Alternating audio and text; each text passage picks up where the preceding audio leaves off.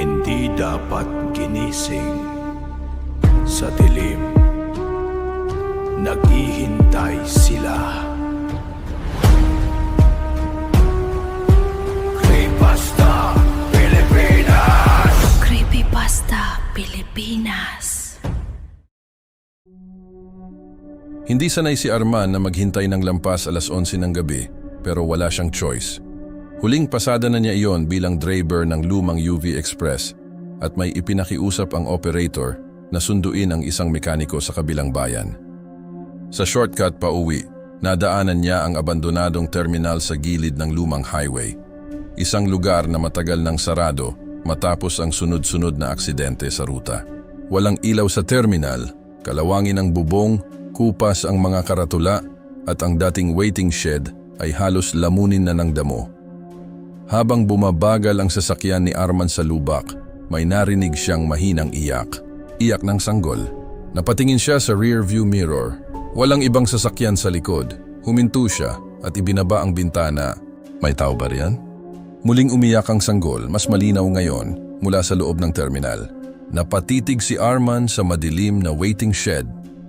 Naalala niya ang sabi ng matatandang driver. Huwag raw huminto roon kapag madaling araw, lalo na kapag may narinig na bata. Pero sabi rin ng isip niya, paano kung totoong may iniwang sanggol? Kinuha niya ang flashlight at bumaba.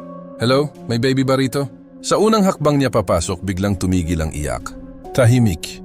Tanging tunog ng sariling tsinelas at kuliglig ang naririnig niya. Sinilip niya ang sirang ticket booth, ang lumang banyo, at ang hanay ng upuang bakal. Wala. Pagbalik niya sa sasakyan, umiyak ulit ang sanggol. Ngayon ay mula sa waiting shed sa pinakadulo. Sandali lang, bulong niya. Hahanapin kita. Nilapitan niya iyon. Sa ilalim ng bubong ay may lumang kumot na kulay puti. Gumalaw ang tela. Nanlamig si Arman. Dahan-dahan niyang inilawan. Walang sanggol. Punit na sako lamang ang laman. Biglang tumunog ang iyak sa likuran niya. Mabilis siyang lumingon. Wala pa rin. Pagkatapos may boses na tila galing sa ilalim ng upuan. Kuya! Napatras si Arman. Hindi na iyak iyon. Boses iyon ng batang marunong magsalita. Tumakbo siya pabalik sa UV at agad pinaandar ang makina. Habang umaalis, hindi na siya tumingin sa terminal. Pero bago siya makalayo, may sumampal ng marahan sa salamin sa likod. Pagtingin niya sa rear view mirror, may maliit na maputlang kamay na nakadikit sa loob ng pinakahuling bintana. At mula sa likod ng sasakyan, umalingaw-ngaw muli ang iyak ng sanggol. Hindi tumigil si Arman hanggang makalayo siya ng ilang kilometro. Paulit-ulit niyang sinilip ang rear view mirror, pero wala na ang maliit na kamay. Nang makakita siya ng bukas na gasolinahan, saka lamang siya huminto. Sir, okay lang kayo? Tanong ng attendant. Tumango si Arman kahit nanginginig ang mga daliri niya. Hindi niya ikinuwento ang nangyari. Uminom lamang siya ng tubig saka muling nagmaneho. Akala niya ay tapos na. Pagkaraan ng 10 minuto, napansin niyang pamilyar ang waiting shed sa kanan ng kalsada. Kalawangin ang bubong, kupas ang karatula, 3 bakal na upuan, ang abandonadong terminal. Hindi maaari. Hindi naman siya lumiko pabalik. Dire-diretso lamang ang daan. Pinabilis niya ang takbo. Maya-maya, may umiyak na naman. Mahina muna, pagkatapos ay palakas ng palakas. Hindi kita susundan. Sa susunod na kurbada, nakita niya ulit ang parehong waiting shed. May puting kumot na nakapatong sa gitnang upuan.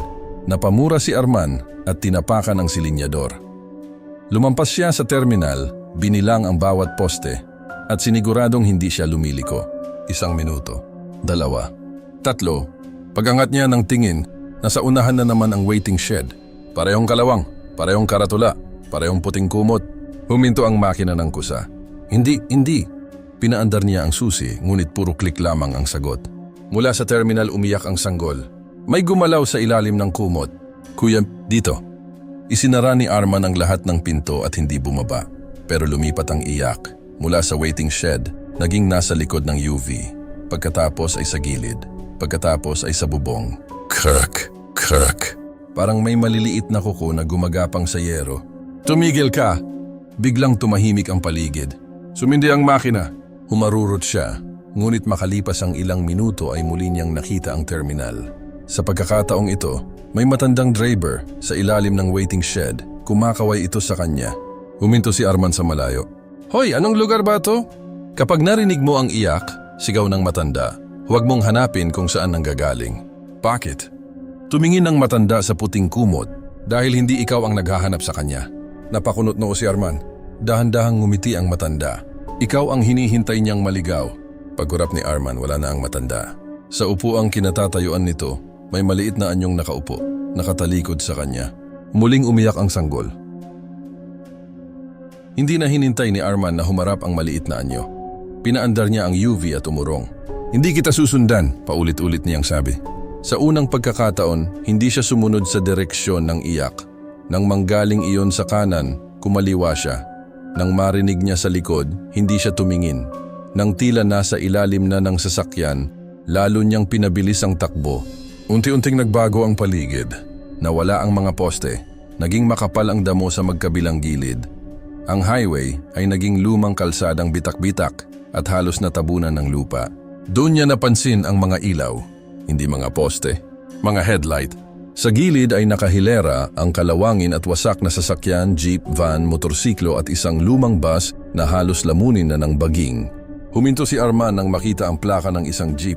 Iyon ang jeep ni Mang Celso, isang driver na nawala 2 taon na ang nakalipas matapos ang huling pasada.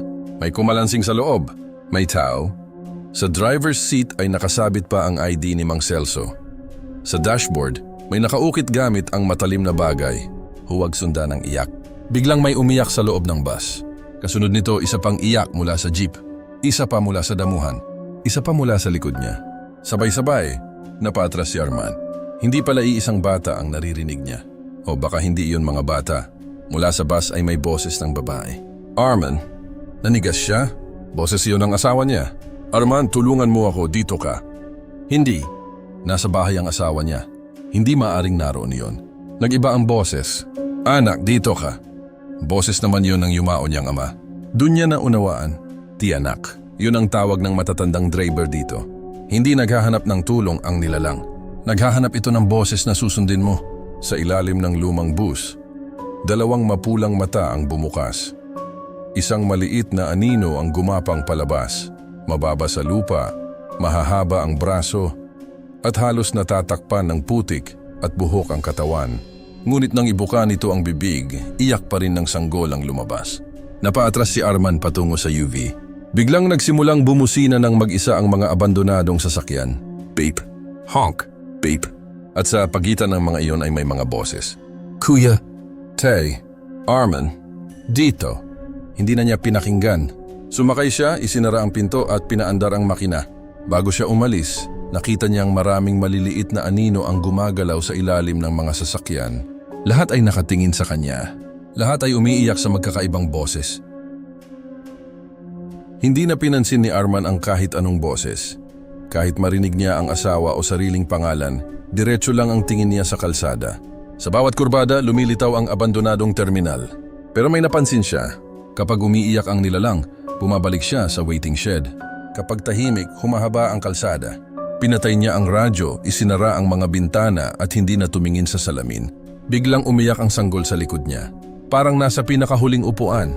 Hindi siya lumingon. Kuya! Tahimik si Arman. Boses ng asawa niya. Arman, tulungan mo ako. Napakagat siya sa labi at hinigpitan ang hawak sa manibela. Nawala ang iyak. Sa unahan, lumitaw ang ilaw ng totoong highway. Mga truck, isang convenience store, mga poste. Doon lamang siya huminto. Sir, saan kayo galing? Tanong ng guard. Napalingon si Arman sa likod. Wala nang terminal.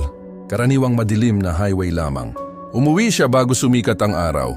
Hindi niya sinabi sa asawa niya ang lahat. Ang sabi niya lamang, naligaw siya sa shortcut. Bago matulog, sinigurado niyang nakalak ang UV sa garahe. Kinabukasan, lumabas siya upang tingnan ang sasakyan. Walang gasgas sa bubong, walang kamay sa salamin, walang puting kumot.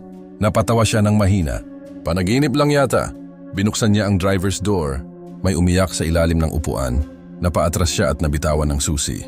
Tahimik ulit. Lumuhod siya at sinilip ang ilalim. Wala. Kinabukasan, nang buksan niya ulit ang UV, naroon na naman ang iyak. Sa ikatlong araw, sinubukan niyang huwag gamitin ang sasakyan. Pero sa sandaling bumukas ang alinmang pinto, maririnig niya iyon. Minsan sa likod, minsan sa ilalim ng passenger seat, minsan sa loob ng dashboard. Dinala niya ang UV sa mekaniko. Walang daga, walang pusa, walang sira, sabi nito. Habang nagsasalita ang mekaniko, may mahinang iyak mula sa ilalim ng sasakyan. Hindi nito narinig. Si Arman lang. Mula noon, hindi na siya nagpasada sa gabi.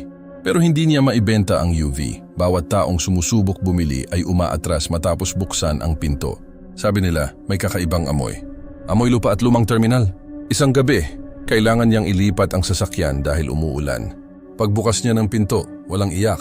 Napangiti si Arman hanggang may bumulong mula sa ilalim ng driver's seat. Kuya! Nanigas siya. Kasunod nito ang mahinang halakhak. At mula sa ilalim ng upuan, isang maliit na maputlang kamay ang dahan-dahang humawak sa kanyang bukong-bukong. Patay na ang ilaw, tahimik na ang gabi. Akala mo tapos na, pero may nakatingin. Creepypasta Pilipinas! Creepypasta